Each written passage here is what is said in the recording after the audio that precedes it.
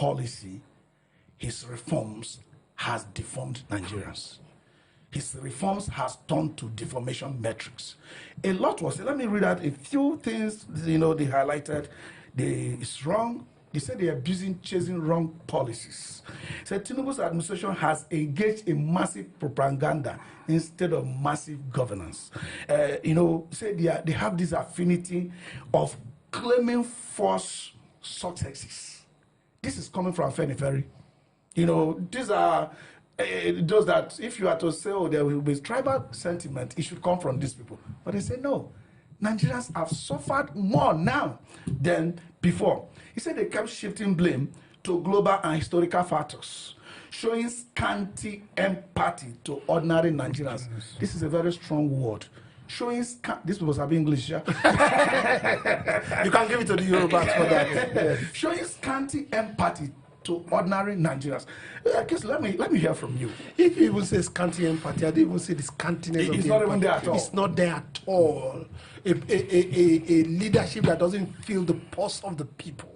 You must feel the pulse of the people. Walk on the street with the people. I mean, feel them through your executive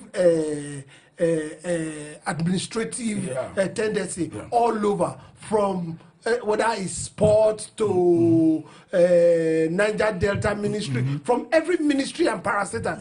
But there's nothing like that, and we have seen it all over the place. Listen, I really wish, because down the line, the same Afenifere still said, this man has 2 years to redeem himself. They are not writing him off. They are just saying this midterm report, there's nothing to write home about. Now, one of the good things I'm really happy about in this report is the fact that Nigerians are beginning to think that there is no Yoruba market. Neither is there Igbo road. Neither is there Hausa schools. According to Amechi said there's no Muslim ticket market. There's nothing like that. No matter the ticket you fly. It's the same market. We go to the same banditry that is affecting all of us. There are a lot of Southerners living in Jos, wherever. I mean, you do businesses, you move around. All over the country. And the same thing happens to all of us. So these voices that are coming out, they should not look at it as criticism. No. Like you always said, take the tools, put them in the bag, and move with it. They should not look at it that way. All right, Peter, let me come to what is very, very significant. I say claiming false successes. Claiming false successes. For example, let me give you something that might look like false success. Maybe we'll discuss it in details much later. Things like this Calabar coastal highway that is 750 kilometers. Approximately 750 kilometers. And you've barely done about 30, not up to 40. 30, let's say 30. That is just about 4% thereabouts.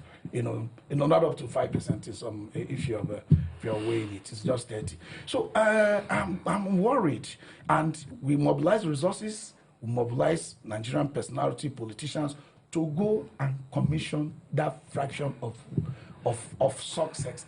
And this terrain is most the easiest terrain, because this is within the living areas where you have, starting from Lagos, these are the areas that materials can easily access. People have been living in these areas, so there's not, for that road construction, this is going to be almost the easiest part of the entire process. So things like that, and coming to have your media agents tell us how these things is affecting us. Whereas the day the reform started, the day the subsidy was removed, nobody came to tell us how it was feeling. We felt it ourselves. This claiming of false successes that Afenifere is talking about, how is it affecting Nigerians towards 2027 if there is no change of direction? It's the propaganda they talked about. They are high on propaganda and low on substance. Me as a person, I have so much issues with that Lagos-Calabar superhighway. I would look at the cost implication. I would done a cost-benefit analysis. I would look at the opportunity cost of that project. Yeah. I would look at the foreign alternative. The money used for that project, if we have invested it in education, in power, which are the key things now in agriculture, we would have seen much benefits. Now, yes, they have taken these routes, which is okay. That's what they decided. But come to celebrate when you've delivered less than 5%. It's what is baffling. Less than 5%. You gathered the whole was in Nigeria, in Lagos. Only the cost of celebrating that thing is more than doing 30 kilometers. And Afenifere said, he said most of the Tinubu issues is he said it's unforced error. Yeah. The MMC is self-induced. Okay, now from day one, you decided to do away with subsidy. You decided to float naira. You did not have any plan for the impact. So that is see, you could have a good policy, but you look at you should have a contingency plan for the impact that will happen, for the fallout. They had no plan, and somebody pointed this out to me. Tinubu made this announcement when there was no cabinet. There was no Minister of Economy. Yeah. There was nothing, just him and his voice. So if for you to have announced this, that means you should have had a plan, which they did not have. That's what's happening. That's what has thrown this country into chaos. Now, because of this, Afenifere said, these reforms that should have been good, Tinubu reform has become Tinubu deforming Nigeria. He has deformed the country. And it is true. Getting to talk about the effect of these reforms that ended up becoming deformation index, they say reforms turn to deforms. So, the people are feeling it, and a lot of people are getting deformed. We saw what happened last Christmas, where people were dying because they want to go and eat Christmas food. It has never happened in our history. That is actually beyond deformation. People died. That's beyond deformation. That's dehumanization. Yeah, deformation, you are still alive in some form. Maybe you lost some parts, functioning fractionally instead of the way you were created fully. Let's see, I want you to pick on unpreparedness of the administration in introducing these so-called reforms, even while many people feel they were actually reforming the inefficiencies of government, not the people, because it was government that was administering subsidy before. It was government that was not administering it properly. So by the time you now accuse people of not doing it well, it's your own inefficiency that you were reforming. Yeah, Afenifere said basically due to unforced errors that Peter talked about, especially the oversight of the production element of subsidy removal, and the floating of the naira without any preparation to cushion the predictable impact. The Tinubu economic reforms have turned out to be economic deforms. Look at the principality, the production element of subsidy removal. This government is government that is focused on tax. You can't tax where you don't have production. They don't realize that I have to initiate production process. I have to stimulate production sectors of the economy. So when they produce at profit, you only tax profit. You don't tax loss. So you don't just forget, no matter the powers you have, anytime you want to use taxation authority to tax loss, you tax the company to death. And that's why we have records that several small and medium enterprises closed up. You don't tax, you tax them to death. Why is this administration not focused on production elements? Okay, so when we were in primary school and they were teaching us how to cross the road, there were a few cars in my area, then, but it was a highway. Yeah. So cars, boom, boom. So when you get to the road, they tell you that you stop. You look left, you look right, then you also look left again. Yeah. So that a car that you look left for will not just come at once if you don't look left again. So you look left, you look right, then you look left again. That's what this administration did not do. Number one, there are a lot of indices to make you look. You need to caution yourself. If I have this, do this thing, what's the effect? For example, let's take for example, if you are saying you are fighting corruption, corruption will fight back. Definitely. In every system, corruption fights back.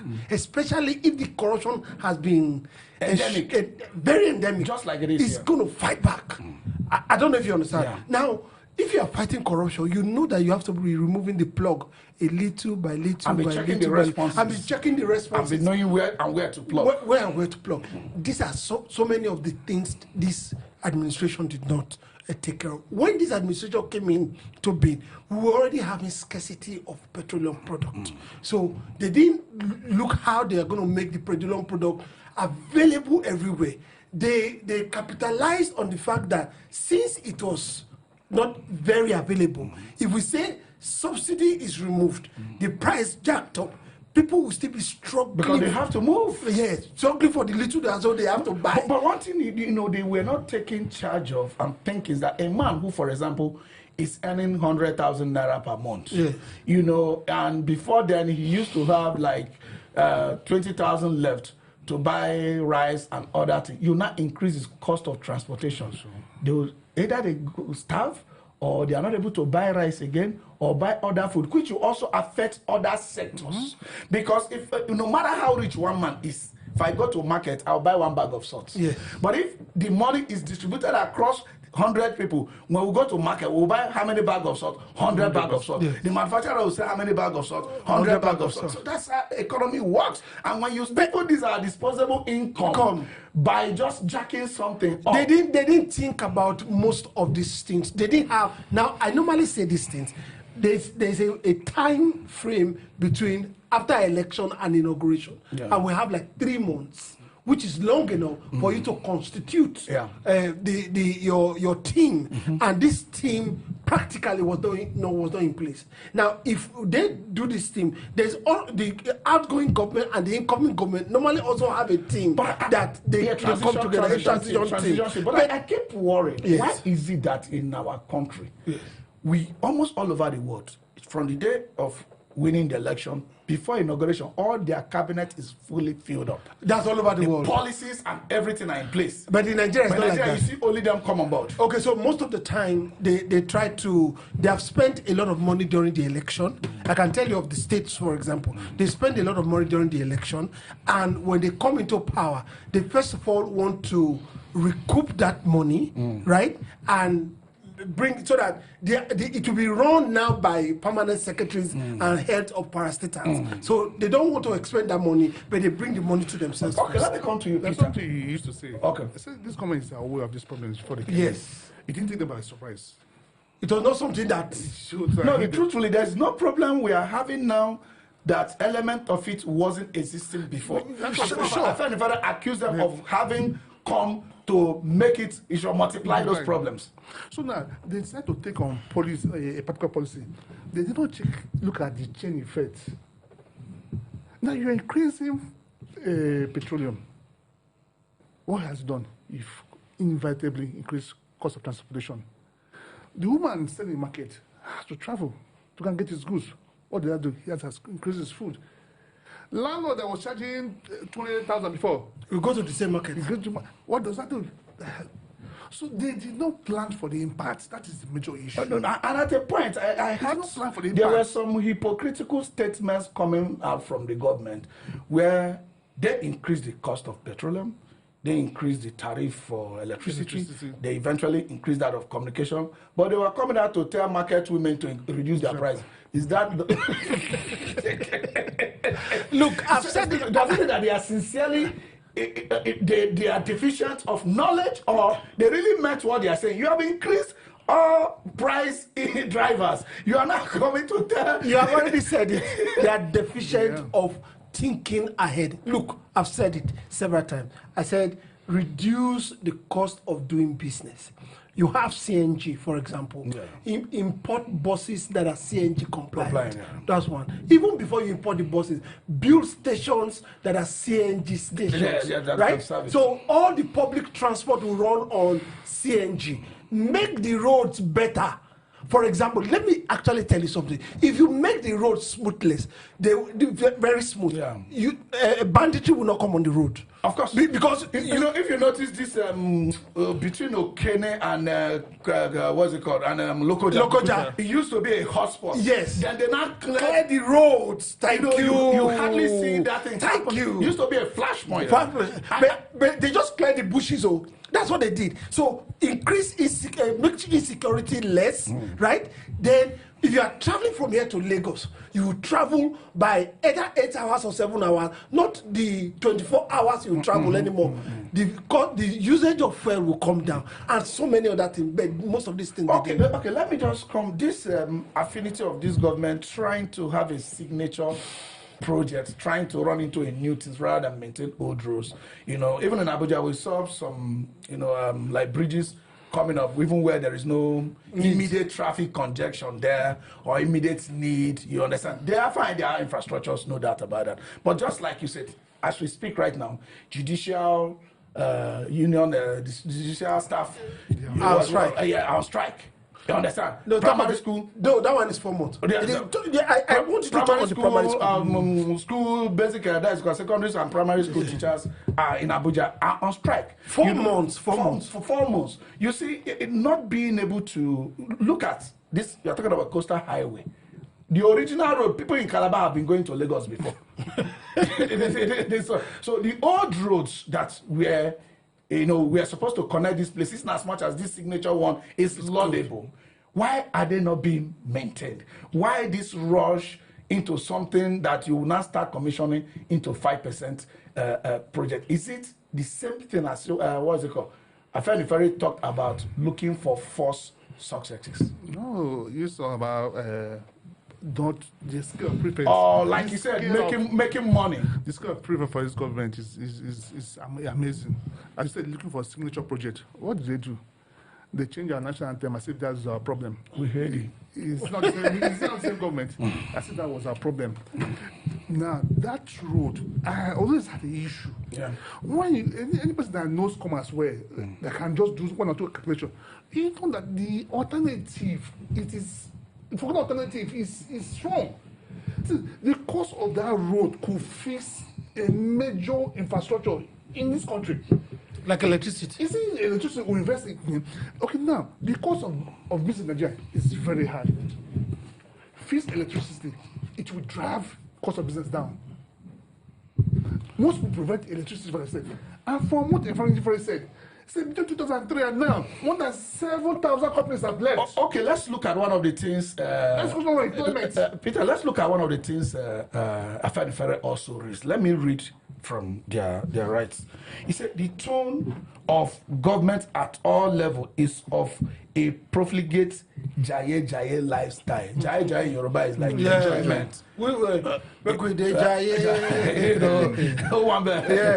Jaye lifestyle, luxurious lifestyle. He said why the masses are being berated about Nigerians' wasteful past and the imperative of sacrifice to restore fiscal integrity, telling Nigerians how to tighten their belt so that we don't subsidize luxury anymore. That's actually one of the tenets of removing the subsidy in itself. But you see, the government's first supplementary budget and subsequent budgets were spent not only on preserving, but also on increasing the luxurious lifestyle of those in government.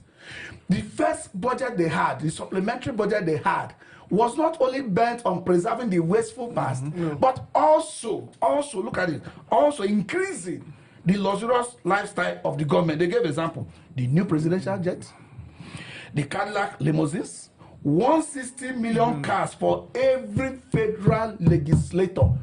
These people have cars before. Some of them are first tenure legislator, some are second tenure legislator, some are third term, some are fourth term. These people obviously are not facing problems of cars. And you have to spend 160 million for each of them. While telling Nigerians to preserve, to tighten their belt. He said this was the direction of their first budget. Afenifere says it's a preservation of jaye lifestyle for those in government while telling the populace to tighten your seatbelt. They say that is not creditable. You know, a lot of, see how they describe it. This English, this one passes. Afenifere accused Tinubu government of being unabashedly profligate. Unabashedly profligate. There goes Kusha. Unabashedly profligate. So you see, they didn't miss words. They didn't try to sugarcoat anything at all. Now, these issues of, that's why I said, when they said they have now gotten Nigeria first policy, and I asked, who is it that became adult among them in 2025?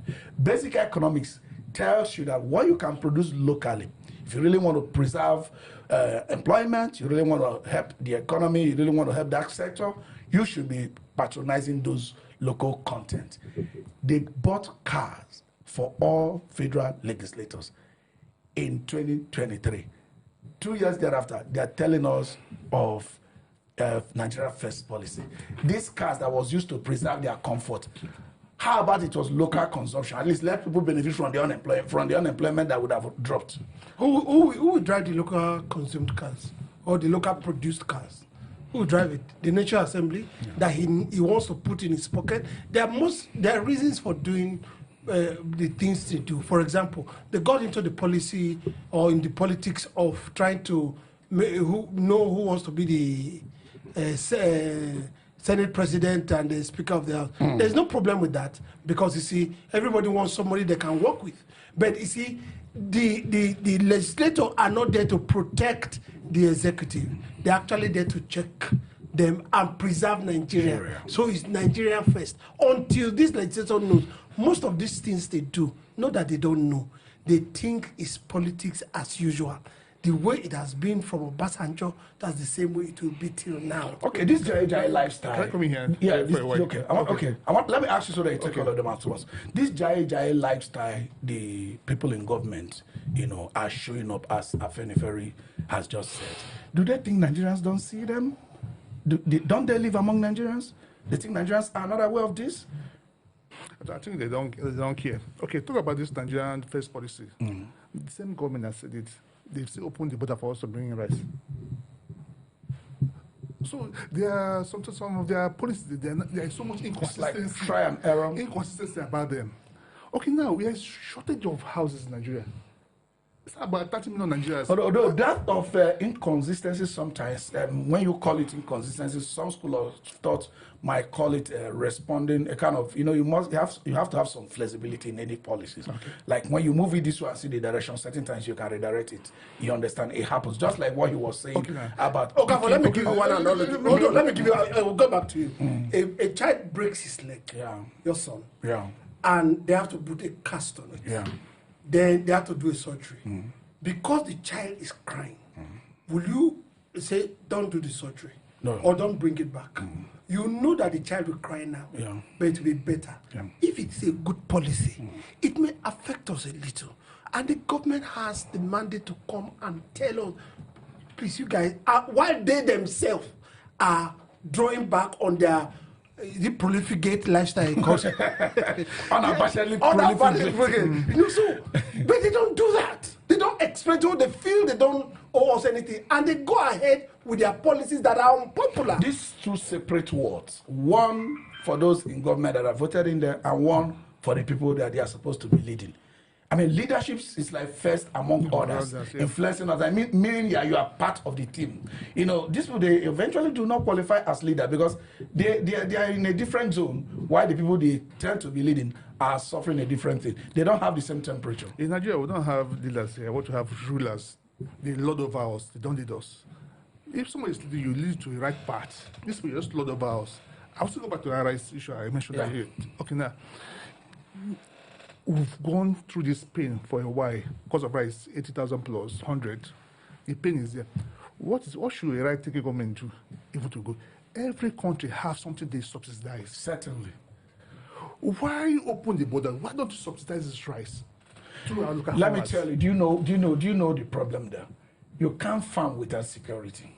At least little farm will have. You can't farm without security. Let me tell you, it's so bad.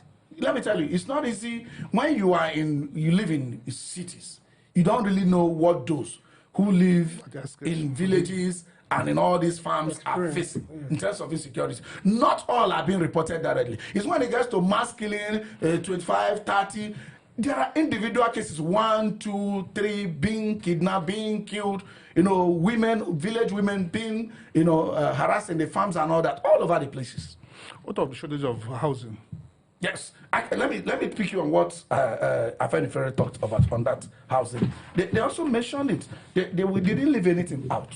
He said Tinubu administration budgeted for 1 a mere 20,000 houses in 2025. This is still budget, not that it has even been done. He said, despite our population increase being over 6 million people, which is barely not just about nearly 20,000 a day, according to them, though it's slightly less, in 2025. He said, at 20,000 homes in a year, it will take 1,000 years for everyone to have a roof over their head. That's a lot of calculation from there, though. No, but I'm just quoting them.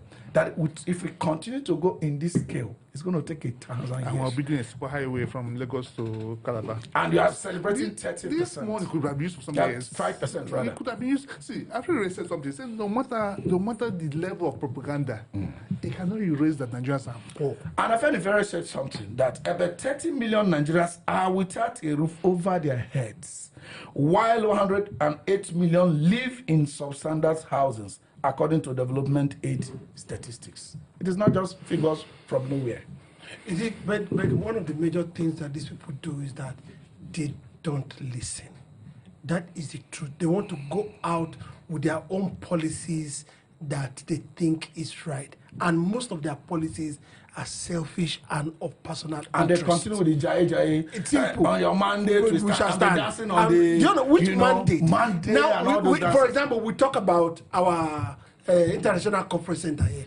339 billion spent on in international a city where unemployment is hitting the roof. No, not just unemployment. Where the primary school students are at home. Tell me the proportion. I've said it before. The people that attend private school, and tell me the percentage of the one that attend public school. You find out that not up to 30 to 40% goes to private school. The other 60% are attending public school. And like I said, all of us that are sitting down here, I can bet one way to public school. Yeah. And Nigeria is better today. So they don't listen. Do you understand? What health workers, as we speak right now, I heard they're on strike. Judiciary has joined them. And the man is saying that he needs 19 days to commission project that he has done in FCT. They are anti-people. That commissioner, let me just put it back. We have had very prolific FCT ministers in the person of RFI. Yes. We didn't find 1 day, 2 days dedicated to putting canopy anywhere, to call musicians to hail you because you want to commission anything. This is FCT. We know this is our money, so we are not actually praising you. The best you can do is that we'll hold you accountable. You show us the result. Most of the infrastructure you are building are going to be used by people. So don't let your policy be anti-people. Anti-people, certainly. So Afenifere didn't stop at anything. Like I said, we can only take so much. They also dived into security. Look at what they said. They said the Tinubu administration is trading off. This is a direct accusation. Direct. Is trading off the lives of Nigerians by refusing to devolve power for the creation of state police. Across Nigeria, there is a resurgence in the activities of bandits, kidnappers, and insurgents. According to Amnesty International, over 10,000 people have been killed and nearly 1,000 villages destroyed. I told you about villages before. They are going through a lot in the 2 years of Tinubu's presidency. Why 2 new terrorist groups have emerged? Added. Yes, they have emerged. Yes, they've added to the old one. Not that you removed the old one. So the failure to treat this as an emergency and devolve powers to enable states to create their police forces places the responsibility, if not culpability, for all life lost since 2023 at the feet of the president. Tinubu is one of those who have advocated for devolution of powers of policing in some form. But so far, he's been silent about it. And it's also remarkable that when your nation is burning, if 1,000 villages have been sacked in your domain, you are finding time to celebrate 5% of road constructed and holding mic and be talking to Nigerians that this is achievement. Meanwhile, you are mid-term. It's not like you are at the end of second tenure and you are trying to tell incoming government that I'll stop at 5% to please continue with this laudable project. That's not this is even mid-tenure. The worst, as well as you can rule government is in the next 2 years. Nobody's going to remove him. The worst case. That's the shortest. That's true. It's next 2 years. So it's not even 2 years. It's not even the end of your tenure. I mean, why are they not paying attention to life? Okay, let me talk about the life you talked about. More than 150 people were swept away by flood in Mokwa. Yeah. In Niger State. The article was talking about Atiku was talking about it. Yeah. Did you hear any word from the president? No. 21 youths traveling from sport. 21 or 24? Okay. 21. 21, okay. I got the information that it's 21. 21, okay. From 21 youths traveling from Ogun State. These are people that I know personally. They are sportsmen. One is the secretary of the Basketball Association of that's my domain of Kano State. The man has been there. He has been a youth person all his life. Lost his life traveling from Ogun to Kano State. Most of these athletes, none of them have insurance. Nothing has been said by the Minister of Youth. Nothing has been said by their family. Nobody will talk about it. Will continue. We don't I can tell you, we are the one grieving. We sportsmen and women administrators, we are the one grieving because these are our colleagues. And the president, 21, 150 in Mokwa, swept away by flood. Have you seen the response of the president? Where is the National Emergency Agency? Where is our disaster and risk management people on ground? And these are the things that we are supposed to have. What is the benefit of a common Nigerian? The insecurity not really going down, and the president trying to import rice, because you are looking at rice. You talked about rice before, rather than push farmers back. We saw First Lady one time planting. To encourage people to planting on her vineyard. They have insulted Nigerians. Planting on her vineyard and trying to encourage Nigerians to go back to the farm. With our gloves. Yeah. In a safe domain, guided by police, of course, that's expected. We don't expect our First Lady to be exposed, But now, she was able to peacefully and safely go to her vineyard or her farm. Has she asked the question if Nigerians can go to their farm? And have they realized that because Nigerians can't go to their farm, they probably need interim rice or whatever? If it is interim, or they have decided to adopt it and leave issue of insecurity to remain. This dreaded dragon called insecurity is part of their campaign promises that they're going to tackle it headlong. And here's 2 years down the line. We've not seen any change, and there is no policy on ground that shows that it's changed. And people will be clamoring for state police. This government promised they will liberalize policing, and yet nothing has happened. So until chief executive of the state has complete control of security of the state, there's little they can do. Let's devote this police. Let's break it down. Let's further have theirs. Let states be able to govern. Even the vigilantes we have are not well equipped. Because at state levels, they know these people.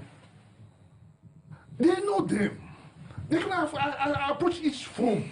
See, warn this person. This will not happen again. And I see what you happen to be one of the advocates of this devolution of policing powers. If I wanted to talk about it, if you want me to talk about it. Can just now, be very brief. Now the one governor during this dispensation from 1999 that wanted state police and wanted autonomy of the local government was Asiwaju Ahmed Bola Tinubu. Yeah. Asiwaju Ahmed Bola Tinubu went ahead and created development area councils in Lagos State. That's why he now had an issue with Obasanjo. And Obasanjo told him that this is a constitutional matter. That it's not going to happen. Those local governments are not among the 774 recognized by the Constitution. And as a result, Obasanjo will tell them. Even when the Supreme Court even judged on his behalf and said the money should be released, Obasanjo refused to release that money. And everybody queued behind Asiwaju. Now, Asiwaju is the president. Even before he became president, he campaigned with one of them that he will make state police, he will do this, he will autonomy of the local government. The Supreme Court have given judgment about the autonomy of the local government and said this is the way it should go. Have they respected it? To the extent that the AGF was just verbally warning. But nothing has. Nobody's following the constitution. In those states, in everywhere, they are doing whatever even they in like. Rivers. Exactly. Look, now let's even take the case of Rivers. The case of Rivers is that you conducted an election not with due process. They removed him as governor. As we speak, there's a solar there. If it was the listening president, by now we think at most by June 12th they should have removed Solad from this thing. We are hoping that he will listen to the voice of the people. But the president, what we have found out, he doesn't listen. By June 12, he should remove Solan and make sure they go back to a we talked about it. There's no way in Rivers State they'll be celebrating Democracy Day. No, who will stand there? When they don't have democracy. Who will stand there? I mean, that's an aberration. You mean they go and bow before the Solan? That's going to be an aberration. So, Peter, let me come to you. Institutional victimization. Institutional victimization. Let me, I kept going back to the words of Afenifere, so that it's, because it appears the review the public were to do to match and place side by side with the government self-review, Afenifere appears to have done it. Let me retrace. In the last 2 years, we have witnessed marked increase in intolerance of protests by dissenting civic groups. Peaceful protesters, students, and labor groups are hounded, destabilized, and bullied. In recent times, we have seen a gale of opposition politicians decamp to ruling party to prevent institutional victimization. Institutional victimization. We see people trying to realign with APC. Does it by any means show that those people want to realign with the failures that Afenifere has pointed out, or is simply because of this institutional victimization, using the state actor, using the instrument of law enforcement agents, using state resources that belongs to the public, the instrument to actually fight crime, to go after people for personal and political gains?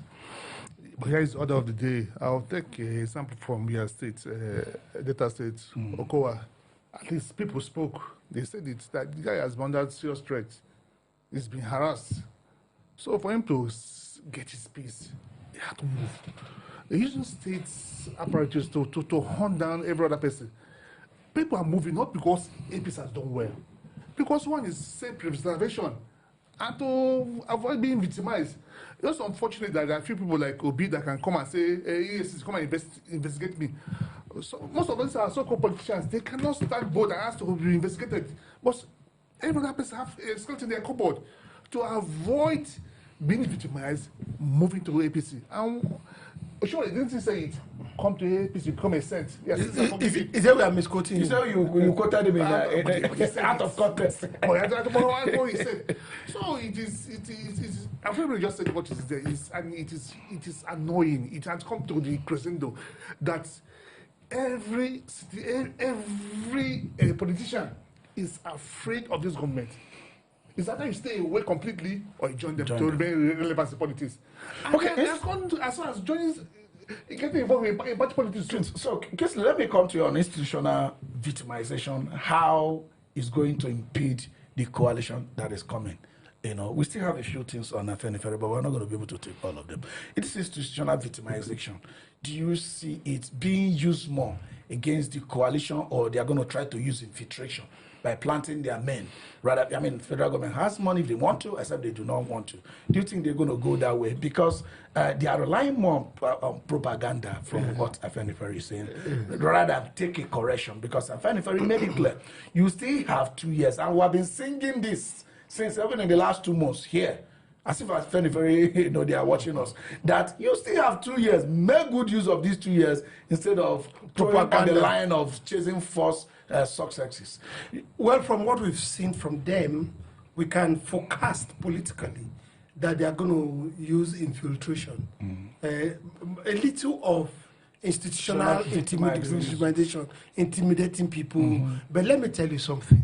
I may say by mouth that I'm with you, just to be free from your intimidation, right? Because I already know your character and personality, that this is who you are. But in deep down, I'm not with you. There's a story I heard of a guy. So the teacher entered into the class and said, stand up.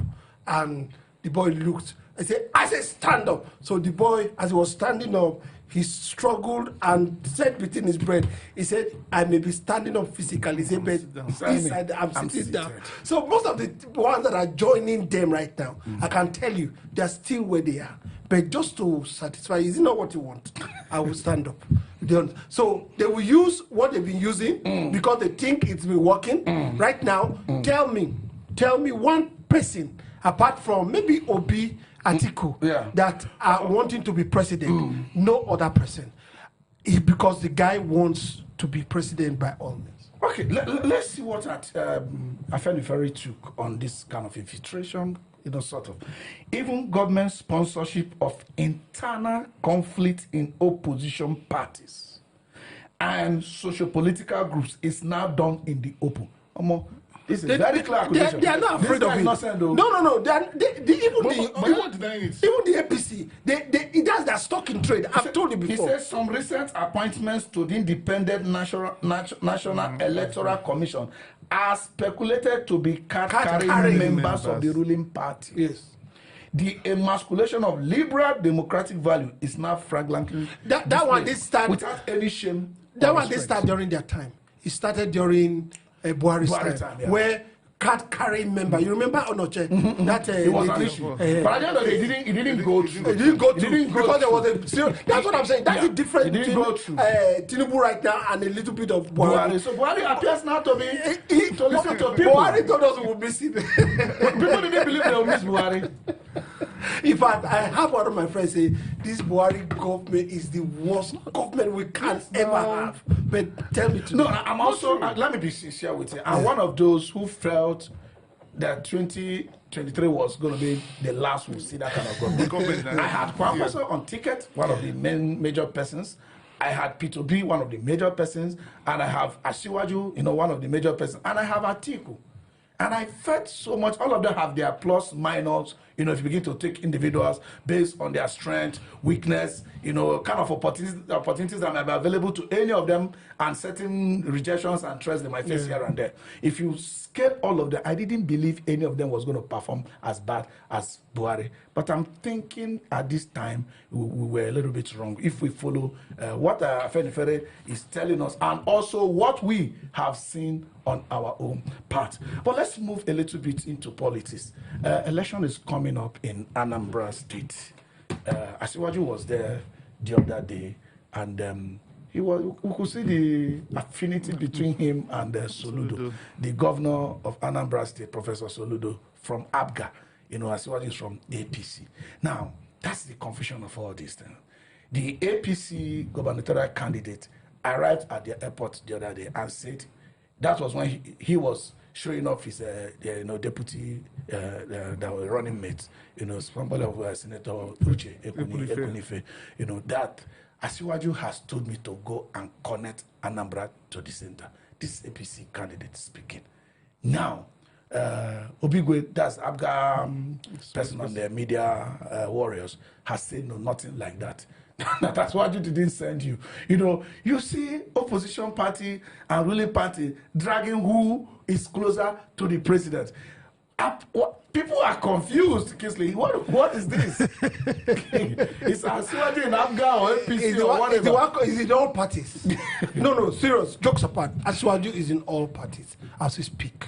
Because he said he's going to be healing them into APC. So he's in all parties. He has used his influence, his tentacles, he has spread them everywhere. In the other side. And I told you before, I said, 2 only states that the president has visited since the official visit since he became the president of Nigeria. In 2 years, Enugu and both of them are from opposition. Although he went to Katsina, but not he for went official. for a wedding, not unofficial. That's why I tell you, official. He goes to Lagos, not for official reasons. But he went to Lagos to commission this thing. He wasn't hosted by the Lagos state government. In fact, from what we see of that video, there are news making it around. I'm going to it. Because you see, let me tell you something. When I was reading this story by Afenifere, I remember the Ghanaian politician. Yes. He said, bye-bye, Mr. Bye-bye, Mr. President. It is finished. The project you promised to build a church, but we'll leave you to God. That's what just came to my mind. I don't want us to leave Asiwaju to God. You see, let me tell you, sometimes when I'm hopeful there could be change between now and 2023, people think it's affinity or support for APC. No.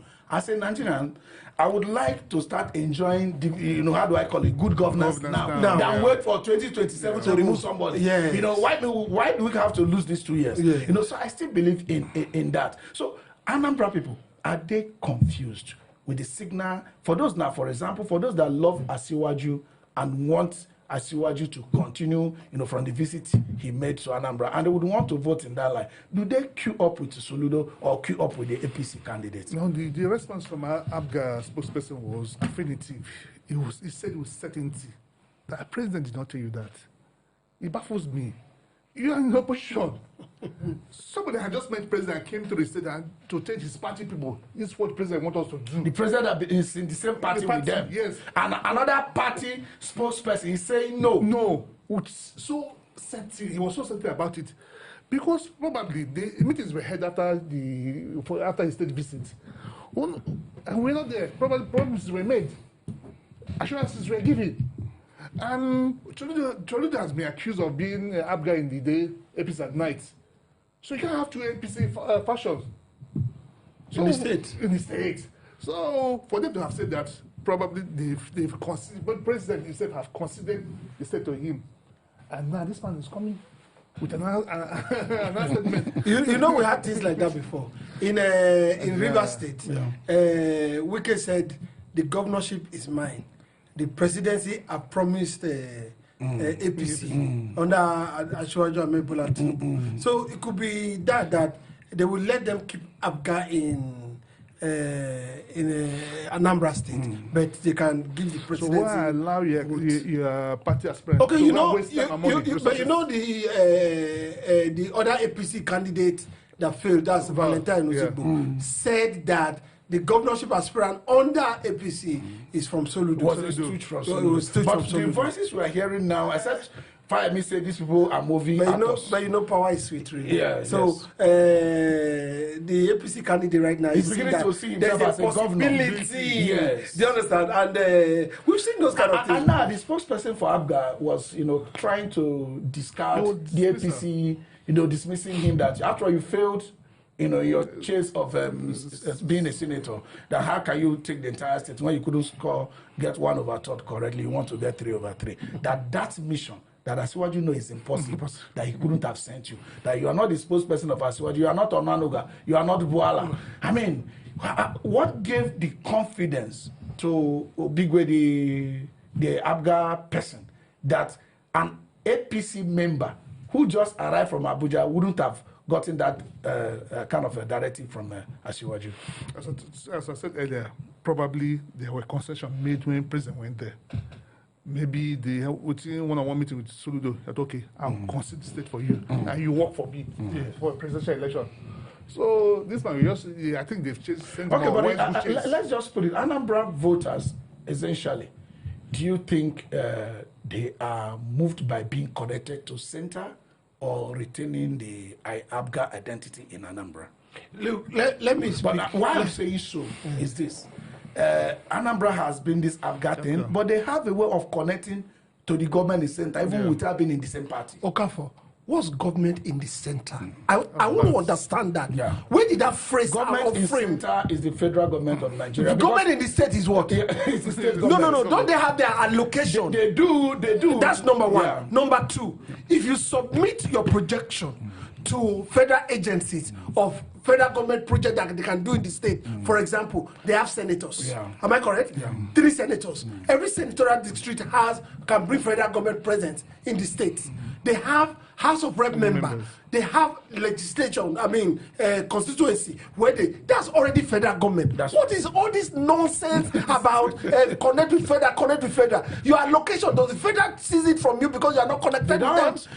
Your IGR, do they come and take it from you? They don't. Are they people okay? They don't. In your language.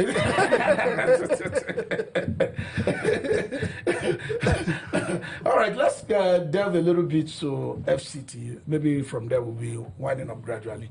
Wike has said that he loves kind of treading, on the zone where people think nobody should tread on, on the foot of big wigs. He likes to tread on big wigs, provided he's doing it legally. I think that emanated from the way they criticized his sealing off of some certain places like PDP, FRS, and the likes, which emanated from issues of ground rent not being paid. Do you think Wike is essentially doing that because he cited that he should travel and see how cities are run all over the world?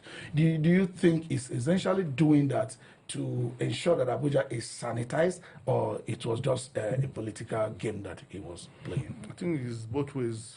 But for me, it's not stepping on big wins, but those so-called big wins they can afford to pay. Imagine somebody, a retiree, that bought a piece of land in Kubo, as at, say 20 years ago, as at today, no access road. Yeah. Nothing has been done. He spent that place to pay his ground rent for 20 years. So you should have a human face to every policy. Since so big ways to come, but they can afford to pay it triple time. What talk about civil servants that have lands, properties? Look at them. Look at their estates.